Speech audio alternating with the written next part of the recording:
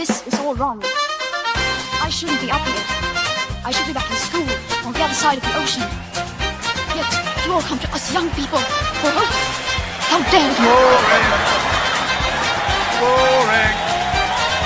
Boring. Boring. Okay, you gotta do it. Don't tell us what we're gonna feel. We're trying to solve a problem. Don't tell us what we're gonna feel. I'm not telling you. Because you're in no position to dictate that. Remember what you're doing. You're in no position to dictate what we're gonna feel.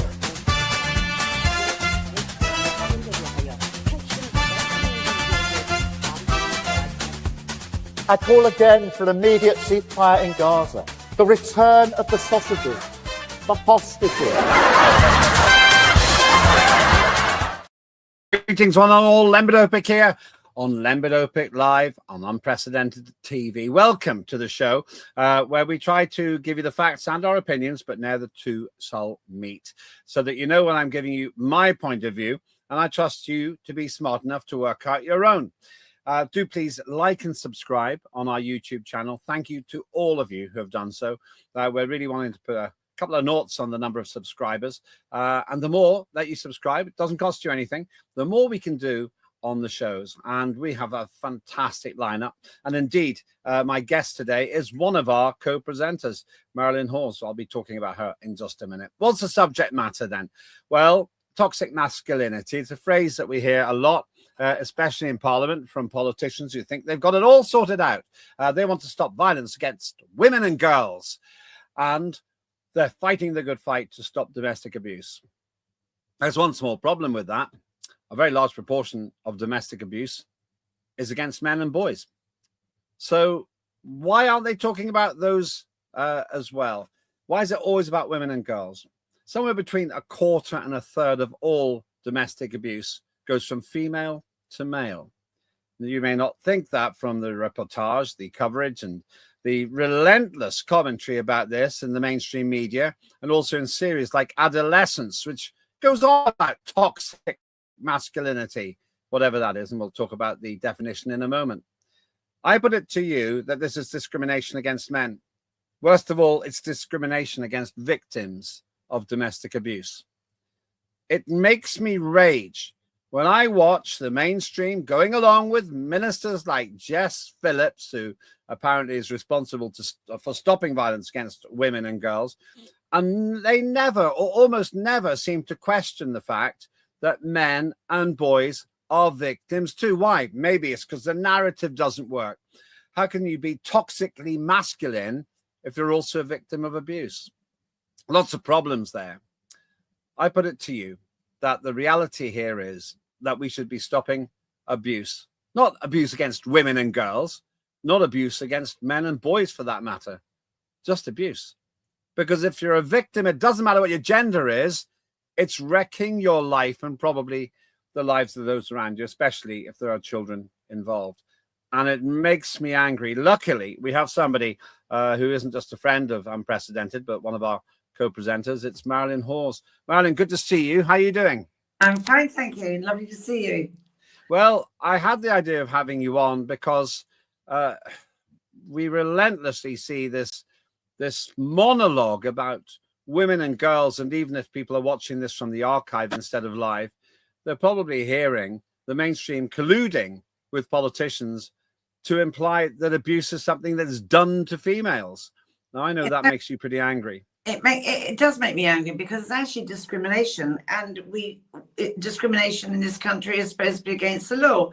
It's a kind of hate speech, really, isn't it? I mean, people are completely missing the fact they go about misogyny, they don't understand misandry, and I don't very much if Jess Phillips or Keir Starmer understand it either. The hatred, where is this hatred thing come from? You know, it's bad behavior, it's lack of respect for the opposite sex, the same sex, whatever. Yeah. It drives me mad. You go into schools and they all go on and bang on about consent. Nobody talks about respect for just yourself, for the people around you.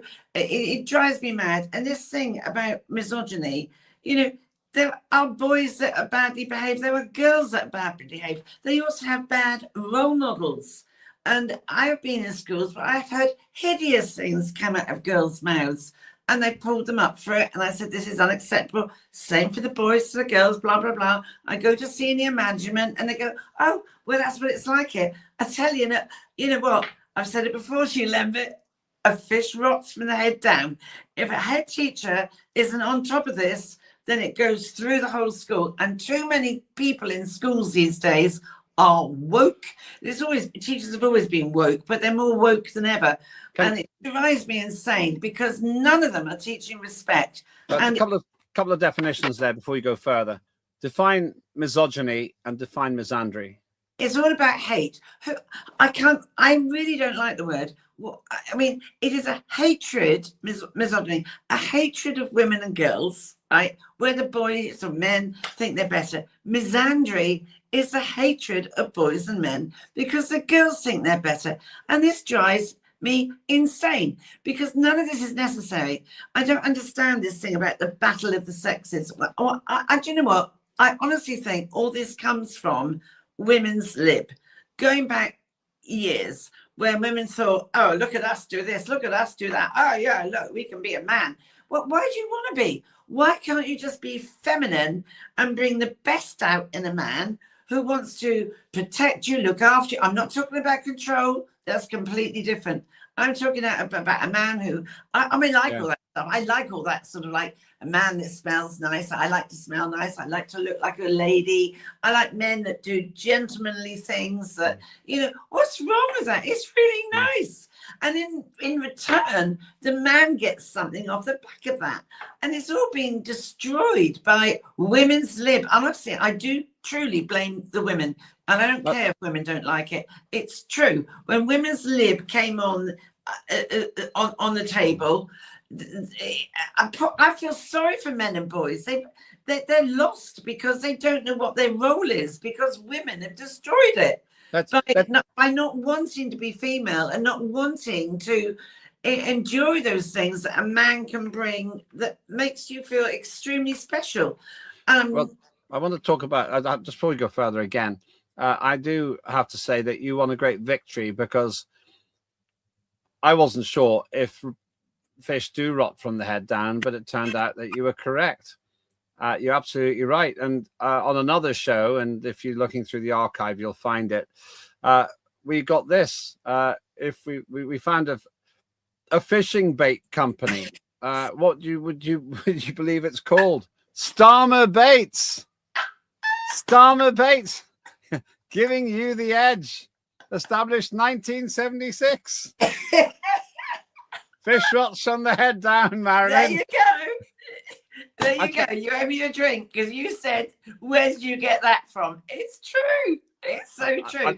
I think we're probably going to use that particular visual often. And by the way, Starmer Baits, please, please sponsor the show. We'll give you loads of coverage. It's just great. So therefore, you're right about that.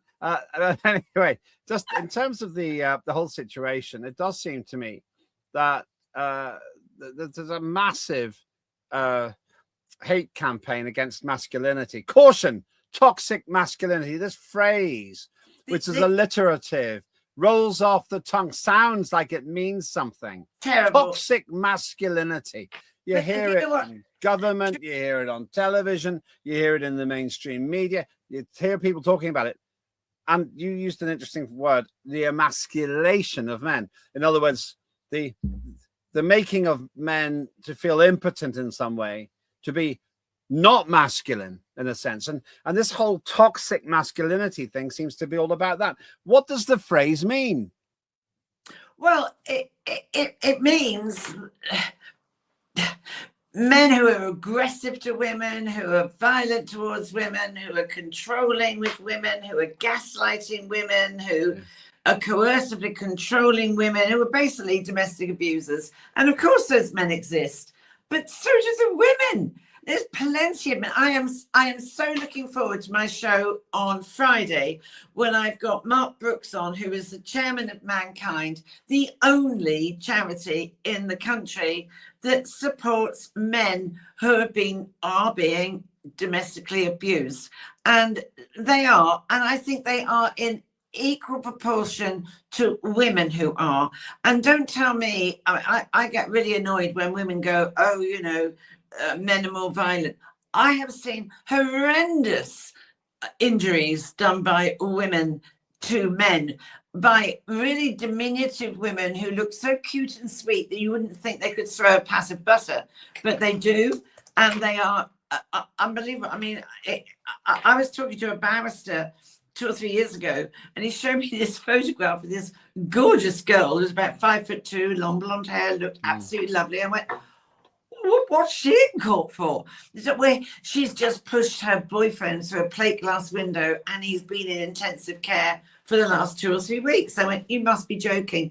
But when that red mist comes down, when that rage comes down, then it's the same. I actually spoke to Julian King, who is he's a paralegal. He was on my show last week. And he is well, by the way, Marilyn, you keep mentioning times. You must remember that there's a big archive. So when Marilyn says Friday or last week, that's only if you're watching it live. Sorry, yeah, if you're not, no, it's okay. I just want to make it clear. You'll find all of this in the archive, but the timings are only relevant if you're watching the first broadcast. But carry on. Yeah. Sorry, you're right. You're right. Sorry, I do beg your pardon. No, it's all right. But Julian it's was, fine. It's enthusiasm, and I like that. He runs this organization called Family Law Support Services. And I actually asked him on my program, do women abuse men differently to how men abuse women in a domestic or a toxic situation? And he said, no. And I said, that's how I think. But I said, I just wondered if women are less violent, women are sorry, ladies, but women are manipulative, and they are very clever in court, in a family court, of blaming a man and saying, oh, you know what? Oh, sorry, Your Honor, but I think he's abusing my child. And they win almost hands down. And it's dreadful. Women are just as violent as men are, and even more manipulative. And I am sorry and Julian King said to me, there is literally no difference between what women can do to men and men to women. And it's just outrageous. This is discrimination. It is a form of hate against men. I feel so sorry. I've got little boy grandchildren, and I worry for them. They're little sweethearts. And I think, why should they grow up having to go on a misogyny course? What? And I have to say this, and I'm sorry if we are a free speech program. If our white boys are going to be put on a misogyny course, I mean, I don't understand what that's all about, because that sort of behavior of aggression towards girls in school and girls onto boys, it's there in their face. It's always been there. Why isn't the senior management in the school dealing with it? So, but are the Muslim boys going to be going on these courses as well? Because their culture is rife with misogyny. They are the patriarchal culture, if you want to call it a culture, where they are actually openly and acceptance of abuse towards women. So are the Muslims? Yeah, hang on a sec, but that's not exactly the foundation of those cultures. No, but most men in those circumstances, most men, I don't know, I could be wrong, but they don't abuse women. Most people don't abuse each other, even though there are probably millions of victims in the UK, certainly hundreds of thousands. You can't just say that an entire culture de facto endorses abuse from men to women. Well, did you not see the news this week where certain imams in this country are saying it's okay for you to physically punish women? No, I haven't seen that. No, it was in the news this week in the UK. No, we are not allowed. We do not accept physical abuse of any nature. But and it is there. It's there. It was in the news this week, and it's outrageous. But it's not about even gender or culture. Abuse is wrong. Well, that's the thing. That's why I don't really like going down that path, because to me, saying that is a little bit like saying abuse against women and girls. I don't differentiate. If a Muslim man is abusing his Christian wife, or if a Catholic woman is abusing her Protestant husband. That doesn't matter to me. I want to get the ethnicity, the gender, even the sexual orientation out of it. I want abusers to stop abusing the abused, regardless. But the problem I've got now is the whole of the culture of our political system and our mainstream media implies that the abuse is always women being abused by men. No, it all goes back down to a previous show that I did. It goes back down to early years experience of adverse childhood experiences where there is trauma in a child's life that manifests itself in school, in a nursery school, of what a lot of people go bad behavior, when they don't ask why is that child behaving like that, what is going on, you know, what and then that goes on into primary school, into secondary school, and nobody is born to be an abuser. No one is born to abuse. And people like to say, oh, you know, it's in your DNA. No, it isn't.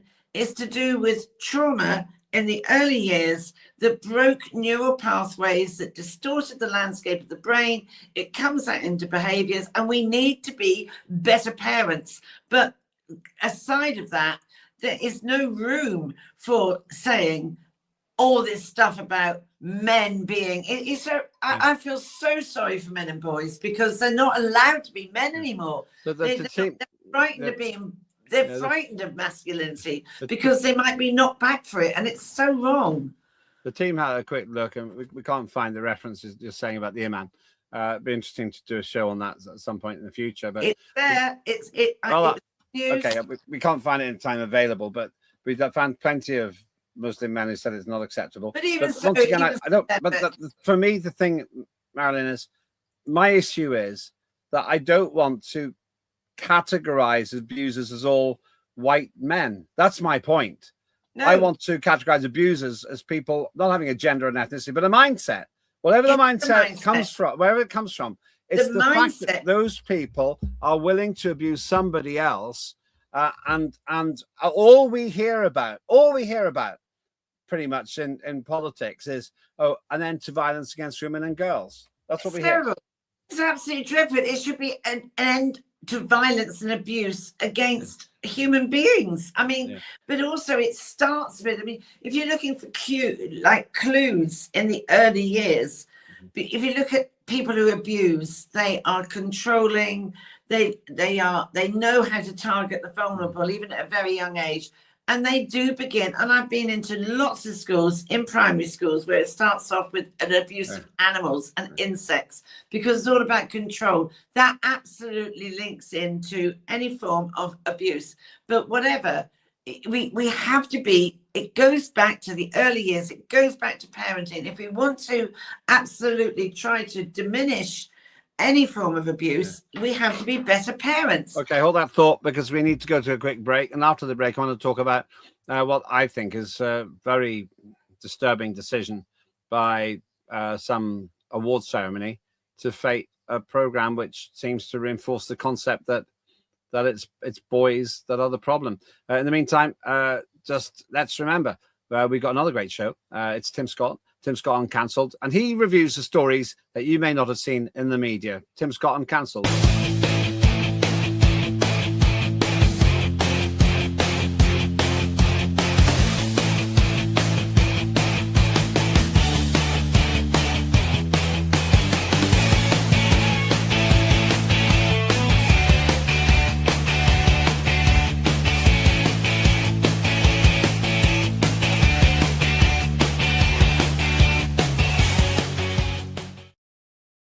Scott Uncancelled, fantastic presenter, great insights, and a true advocate of free speech. He is the supremo at the Freedom Association. There's a clue in the name. Somebody else is free thinking and free speaking. It's Marilyn Hawes, who's the Chief Executive Officer of Freedom from Abuse. So you're doing a lot about this subject. What does your Freedom from Abuse organization do, by the way, Marilyn? Well, we're trying to prevent abuse by highlighting it to schools, parents, teachers, anyone that will listen to us about how you recognize somebody who is abusive in the first place, whether they're 3 years old, 5 years old, whatever. How do those different behaviors manifest themselves at certain stages where they may have been missed? People are not inquisitive. See, my thing is, a child behaves in a certain way. I've never gone, oh, well, naughty boy or naughty girl. I think, well, why? Why are they behaving like that? What is it that's happening here?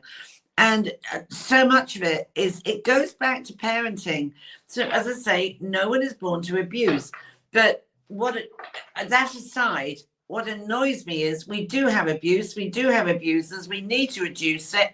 We will only reduce it with better awareness and better parenting. But in the meantime, we cannot bring gender into it. This is what's going on with the government and Keir Starmer is outrageous, because if I was a boy or a man now, I'd think, well, what am I supposed to do? Am I going to be, am I going to be accused every time I help a girl or a woman? Am I going, well, what am I supposed to do? Do I just sit here like aimlessly with my arms folded and not do anything? What is my role? And I it's just dreadful. And I honestly do believe, I don't care what women come back at me, the women started this with the early women's lib movement by thinking they could be men. I don't want to be a man. I'm a woman. I like being a woman. I want to be treated like a woman. And I don't understand women today that don't want to be like that. It's underlined by the way that the government operates. This is Jess Phillips, who's sitting there smugly looking important. Jess Phillips' question on funding of violence against women and girls services is meant to be a great story. The Home Affairs Committee will question the Minister for Safeguarding and Violence against Women and Girls. There isn't a safeguarding against safeguarding against. There isn't a Minister for Safeguarding and Violence against men and boys. That's what I'm trying to say. It's not quite right. It should be safeguarding against abuse. There should be one gender or another. Here's another one. There's Parliamentary Under Secretary of State for Safeguarding and Violence against Women and Girls. Why isn't it just the Parliamentary Under Secretary of State for Safeguarding against abuse? Why doesn't it say that? Or against, that's it. I mean, why do you call it that? So they've actually reinforced the very thing you're saying, because they've thought it's so important to focus on women and girls that they don't even have an equivalent minister for men and boys. But they're not even getting that right, Lembit, because they're not even, they're a bunch of numpties. They don't even understand where to start with violence against women and girls. It's all hot air that's emanating out of their backside. They don't have a clue. They're useless. It's all hot air. Jess Phillips, honestly, she could take a one-way ticket to the moon for all I care. She's awful. She's an awful woman. But I really do feel, I mean, I've got little baby grandboys, and I think, what's it going to be like for them? I mean, they're lovely, kind little kids, and you might be misogynistic. It's dreadful. It's dreadful. I honestly, I abhor it, because it's about discrimination, and I don't like discrimination anyway. But it is discriminating about young boys, young teenagers, young men, elderly men, older men, whatever, who have lost their path of what a man. But also, I would say that, with respect, I think dads need to stand up more. Fathers need to stand up more. And there's a lot of dads that just leave everything to the woman. And we need dads. We need dads to be, fathers to be dads, to help their young sons to how to be a boy, how to be a man. What is it? What is it to be masculine? And I've said this with teenagers when I've gone into schools. Do you know what it is to be masculine? No, they say no. Let's look at an example of something which has just won a lot of awards. Keir Starmer is loving Adolescence, a Netflix drama about a boy who I think is accused of murder. And there's all kinds of issues I've got with the production, which is allegedly based on some reality. Let's not go down that path. But then, and won all these awards. Everyone's in the mainstream, it's saying how great it is. It is. Adolescence wins big. And they're all saying, oh, this is a great example of toxic masculinity. The phrase being used again and again and again, day after day after day.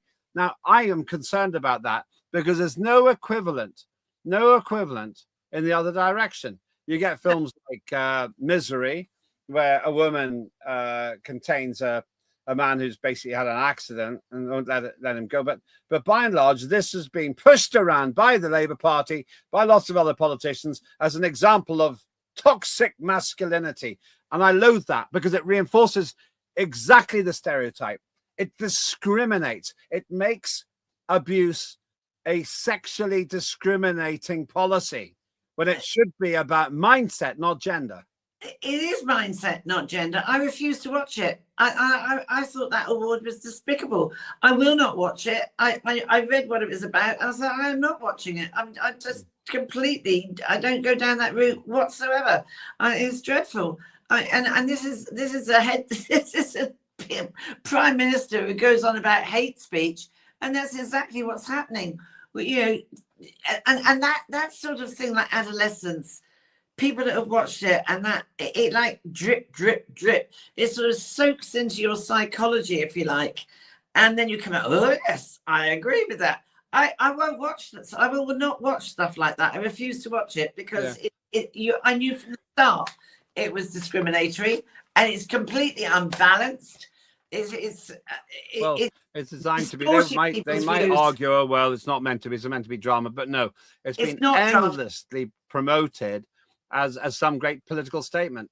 And of course, they're all, in my view, the lightweight. I'd love to win awards for Unprecedented, don't get me wrong, but I'd like to not do it on the basis of tokenism, but you never know. Maybe something we produce will either be a parody, or it could be a satire, or it could even be some shocking drama. People go, oh yeah, that was really brave, and we win awards. I don't know. But what worries me about this is the fact that it reinforces exactly the stereotypes and paradigms that you've just been saying. And then you've got the terminology as well. Can we just get that biohazard up one, please? There's this thing that we came across, and yeah, there it is. Toxic masculinity, biohazard. Oh, I mean, it's just awful. It makes it sound like men are some kind of a poison. Oh, that is awful. That is please take it down. I think that's absolutely hideous. Honestly, it's awful. And we need to, Lembit, we talked about it and we need to do it. We need to, because everyone I have spoken to, without exception, goes on about this is absolutely awful about these misogyny classes. And we need to do a campaign. We need to do a petition on it, because it needs to be raised in Westminster that this is outrageous. You cannot go. It's a hate speech against men and boys, and it's completely distorted. It's out of order. But also, though, we need dads to stand up more. Men and fathers are so important in the upbringing of a child. Yeah, but it's difficult because if you're an abuse victim as a man, what made to sound like, first of all, that it doesn't happen. Government seems unaware of this. I do not believe for a moment that there isn't a single member of parliament who's male without suffering abuse. There must be at least one male victim of abuse in parliament. But of course, if they speak up, they'll be shouted down. Oh no, well, you must be a weakling. You must be a wimp.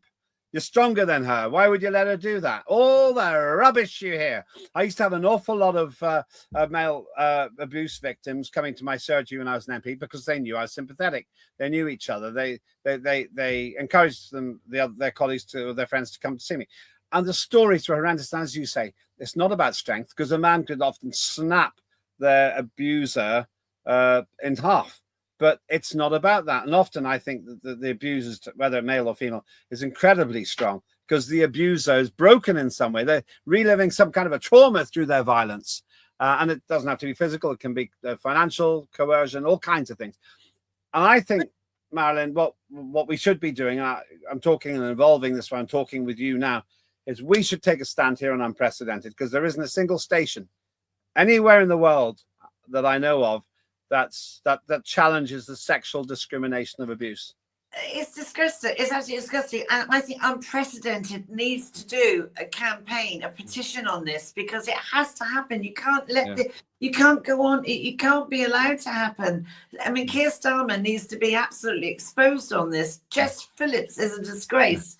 You know, it is absolutely appalling. I would love to look at the men that are all those people sat in Westminster. How many of them are going through this? And it is absolutely awful. I'm so looking forward to talking to Mark Brooks from Mankind, because he told me the other day the statistics are there's very little difference Very little difference. But the thing is, what annoys me is that, I mean, the police are utterly useless on this, even dealing with women and domestic abuse. But I've known men that have gone to the police station and said, you know, this is what's happening. And the police officers have laughed at them and said, oh, you let a woman hit you. What sort of man are you?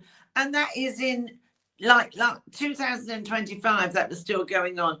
There's a massive amount of training that needs to happen with the police about dealing with this and how they should respond to men coming forward. Okay, so we're almost out of time. That's Mark Brooks, OBE, on the picture there. He runs Mankind, a charity which does take these things seriously, that does challenge the sexual discrimination, does challenge the stereotyping.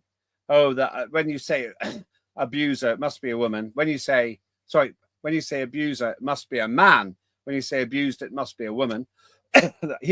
Mankind is brilliant, and I've had the honor of interviewing him myself, because he says it's not about men being abusers and women being abused. It's abusers and abused. And he's got an OBE for his work in this field, and I'm so looking forward to interviewing him. Yeah, it's going to be a great interview. Well, if you're watching it in the archive, you'll be able to find it now as well. Just remember the timings are just if you're watching it live. Otherwise, go to Unprecedented TV, like and subscribe, and you'll find that interview. He's not the only person who's fighting back. We came across this. Toxic masculinity is toxic terminology, and that's written by John Barry. Really interesting piece. Yeah. And there are enlightened people, and I think we should get together and we should start running a campaign which doesn't discriminate against female victims. It discriminates against those total idiots who think that this is gender-based. It's not gender-based, it's mindset-based. And I think that we could probably help hundreds of thousands of people in Britain alone if we actually manage to dissolve this horrendous sexual discrimination against male victims. And I imagine that's probably true of the LGBT community as well. I honestly think, Lembit, but by taking the gender out of it, I think it would take a big heavy weight off a lot of people's shoulders and think, phew, I can come forward. It's not just this. People aren't, you know, I am being abused domestically. I'm being abused. I mean, and to say take the gender out of it, I think would literally liberate a lot of people to come forward. It's important, really important that we do a petition and campaign and shame Keir Starmer and Jess Phillips. Truly, we have to do that for the sake of our boys and men and anyone. Of course, if you're watching this, gender-based, it's a broken mindset. If you're watching broken mindset, that's exactly it. If you're watching this in the archive, they may be gone already, of course. Maybe thanks to a campaign that we run here. That's a great thing. This is like a time capsule to see how effective it can be to help hundreds of thousands of people who are being ignored who experience abuse. Marilyn, thanks so much for being with us. That's Marilyn Hawes, the Chief Executive Officer of Freedom from Abuse. If you've experienced this, contact Mankind or Freedom from Abuse. They're great charities who do great work. I don't care what your gender is or indeed your sexual orientation. I care about whether you're an abuser or whether you've been abused. And a lot of people have been one or the other. My mission, and working with Marilyn Hawes, I think I can achieve this, is to destigmatize for men the idea that just because you're male, you shouldn't be abused. That only works if you think that might is right. Maybe some countries think that, but I don't. And let me pay credit to some of the male abused victims that I know, because they could have smashed their abuser into pieces, but instead they endured it, often for the sake of children. I think Marilyn's right. We need to take a stand because no one in the mainstream media is doing this. And I don't know of any other station either. We will take this on. There is hope. And to quote what Donald Trump said in a different context, help is on its way. Please join us as you see our campaign developing and stand up to be counted. You do not deserve to be abused, whatever your gender, your orientation, your age, your size, or the nature of the abuse. We're going to do something about this. Thanks to Marilyn. Thanks to the team. Thanks for watching, and call out abuse regardless of gender. It's time to end abuse. Full stop. I'm Lembit Öpik. This is Lembit Öpik Live. Please like and subscribe to Unprecedented TV. And if this is a subject that matters to you, then I can tell you now, this is the right time for you to get involved in what we're doing. And just one last thing. I don't discuss these things with any pleasure or joy. I discuss them because they have to be discussed. That's the nature of free speech. Have a good day.